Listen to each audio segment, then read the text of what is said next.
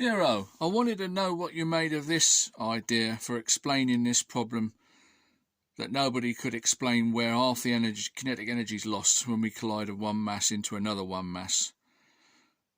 The one mass going at 2v collides into a one mass going at 1v. Collides into another one mass stationary, and they both go off at 1v. But we lose half the energy. And I was saying it didn't matter whether you explain it away to vibration and heat in the collision. I don't think that's necessary. We could make it a perfect collision and we'd still lose half the kinetic energy. This is how I think this is my idea of how it should be explained. This one mass going at 2 velocity, how much energy has that taken to get it to 2 velocity? Well, let's say to get it to 1 velocity, 0 to 1, stationary to 1 velocity, takes 4 units of energy. I'm keeping it very simple because of the concept. And we know if we go from 0 to 2, would take 4 times as much, which would be 16 units of energy. I think from 0 to 1 and then 1 to 2 takes 3 times the energy, which would be 8, wouldn't it?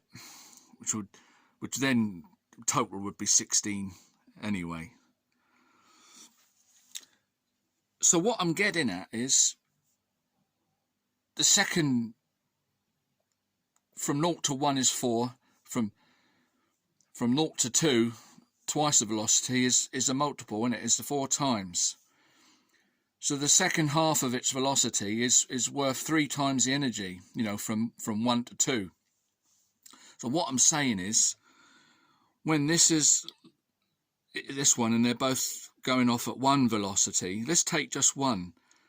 The 1 velocity energy is this, would be the same as what it would take to get this mass up to 1 velocity, which would be 4 units of energy. So it's got 4 units of energy. This other mass has also got 4 units of energy, because it would take 4 units of energy to get it to 1 velocity. So together, because the velocity is the same but the mass has doubled, we could say that it's got 8 units of energy. 4 plus 4. It's got 8 units of energy, this bundle, these two masses going along. But that is half the 16, isn't it? The 16 units of energy that had to go into getting this mass, if we were doing it, up to 2 velocities. And because it's lost, it's gone from 2 down to 1, it's lost 3 times the energy, if you like, and it's only left with the 4 units of energy, which would take to get it from 0 to 1. It's lost the greater part, which is the second half of its velocity. That's my explanation anyway. What do you think of that, mate?